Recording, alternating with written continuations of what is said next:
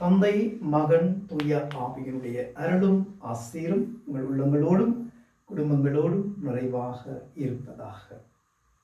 இன்றைய நாளிலே நாங்கள் எல்லோருமே மகிழ்ச்சியோடு இருக்கின்றோம். ஏனென்றால் கிறிஸ்து இயேசு எங்களுக்காக பிறந்து விட்டார். அந்த பிறப்பின் மகிழ்ச்சியிலே நாங்கள் களி கூர்ந்தவர்களாக இருக்கின்றோம்.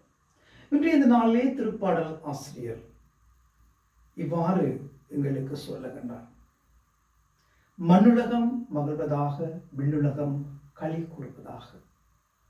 நாங்கள் எல்லோருமே இந்த மண்ணுலகத்திலே வாழ்ந்து கொண்டிருக்கிறோம்.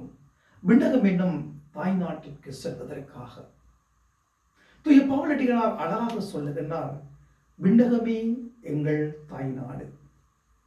அந்த தாய் நாட்டிற்கு செல்லத்தான் இந்த மண்ணுலகத்திலே நாங்கள் எங்களை தயார் செய்யக்கூடிய வகையிலே நாங்கள் வாழ்ந்து கொண்டிருக்கின்றோம். இறைவன் எங்களை படைத்திருக்கின்றார்.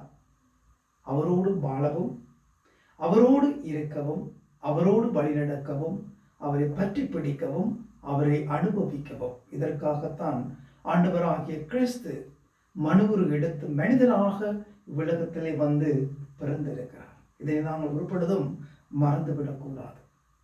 இன்றைய இந்த நாளிலும் நாங்கள் நினைவு கூற வேண்டும், ஆண்டவர் தந்த அமைதி, மகிழ்ச்சி, இவை இரண்டிலும் என்னுடைய வாழ்க்கை வாழப்பட வேண்டும், கட்டப்பட வேண்டும்.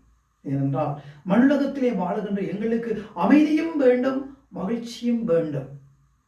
ஆண்டவராகிய கிறிஸ்து மாபெரும் மகிழ்ச்சியூட்டும் நற்செய்தியாக எங்கள் மத்தியிலே வந்து பிறந்திருக்கின்றார்.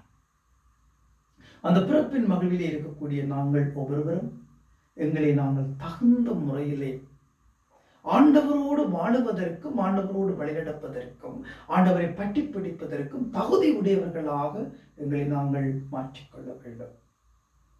எங்கெங்கெல்லாம் அமைதி இல்லையோ அங்கெங்கெல்லாம் அமைதியை கொடுக்கவும், அமைதியை ஏற்படுத்தவும், அமைதியை தூதுவர்களாக மாறவும், எங்கெங்கெல்லாம் மகிழ்ச்சி இல்லையோ அங்கெங்கெல்லாம் மகிழ்ச்சியை ஏற்படுத்தவும், மகிழ்ச்சியை கொடுக்கவும், மகிழ்ச்சியோடு வாழவும் நாங்கள் பிரயாசப்படுவோம். இந்த சிந்தனைகளோடு இன்றைய நாளுக்குள் நாங்கள் காலடி பதிப்போம்.